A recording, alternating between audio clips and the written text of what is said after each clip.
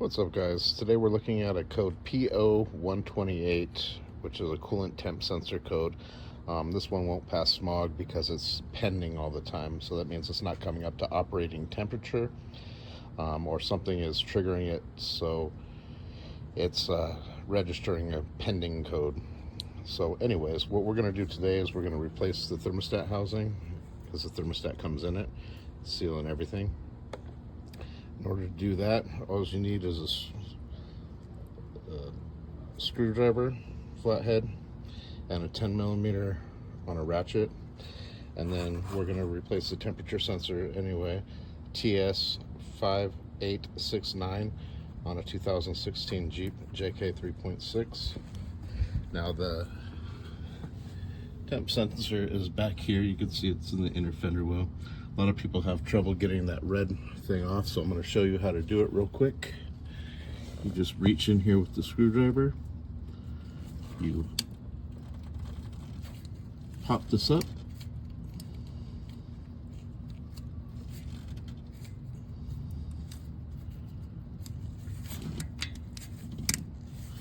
and then you're able to just undo that sensor.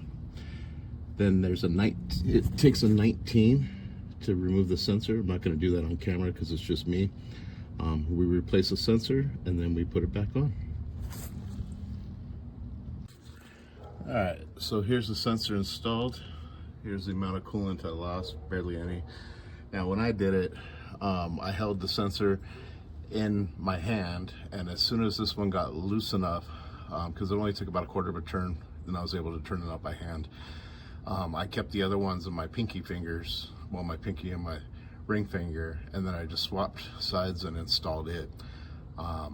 So I barely lost any coolant, and then I tightened it up with the wrench. So the whole process took me less than 30 seconds.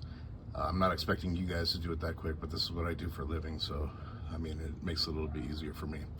Now, you guys might see that the fender well's out of this one. Makes it a little bit easier as well, so if you're starting with a fender well in, you might consider taking that out. That'll make your life a lot easier. I wouldn't recommend doing it from underneath unless you want to take a coolant bath. So now moving on, we're going to show you how to do the thermostat. First of all, I'm going to pop off this and this clamp, and then I'll show you what's next. Okay, I did forget to mention that there's two 10 millimeter bolts up on top that holds this on, and then I just loosened the clamps on both sides, and then you could see that housing right there. So what I'm going to do is I'm going to release that clamp and move it with a bucket underneath and let it go into the bucket. There's a lot of people that take off the complete hose and do different things, but I'm going to do this quick. It takes two 10 millimeter bolts, and then I'm going to fill it up with coolant, burp it, and be done with it.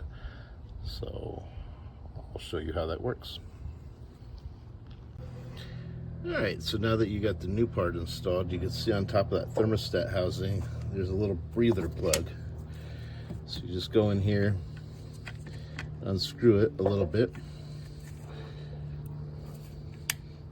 and you add your coolant, fill it up, and take it for a drive. You should have no more check engine light. And sometimes it takes, you know, a good 50 or 100 miles, but after you get that off, then you just reinstall these parts and the PO128 will be fixed. Alright, so ours is all back together. As I added coolant, I had the breather open. Once it started coming out of there, I went ahead and closed it. I put everything back in place. There's those 10 millimeter bolts that I was talking about over there, piping, and that top right here just pulls right off, goes back on really easy. Just hit it with your hand. But yeah, the code is not present.